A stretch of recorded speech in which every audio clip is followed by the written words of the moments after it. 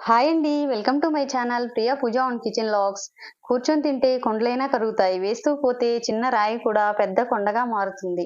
ఇంతకీ అసలు విషయం ఏంటంటే నేను స్కూల్‌కి వెళ్ళేటప్పుడు మా అమ్మమ్మ రూ. 2 కాయిన్ ఇచ్చేదనమాట. మా అమ్మమ్మ ఇవ్వడం ఏంటా అనుకుంటున్నారా? నా చిన్నప్పుడే మా అమ్మ లేకపోతే మా అమ్మమ్మే పెంచింది మమ్మల్ని. అవి ఏ చాక్లెటో కొనుక్కోకుండా ఇవన్నీ ఒక డబ్బాలో వేసేదాన్ని. ఆ డబ్బా నిండిన తర్వాత తీస్తే ఇదిగో ఇప్పుడు మీరు చూస్తున్న ఈ చెంబస్వరాలు వచ్చాయి. అదే ఆ రూ.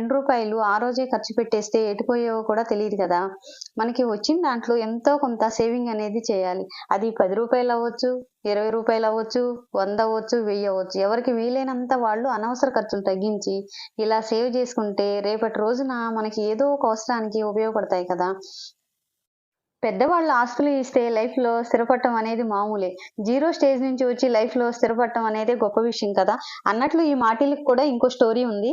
నెక్స్ట్ వీడియోలో చెప్తాను. సబ్స్క్రైబ్ అబ్బా!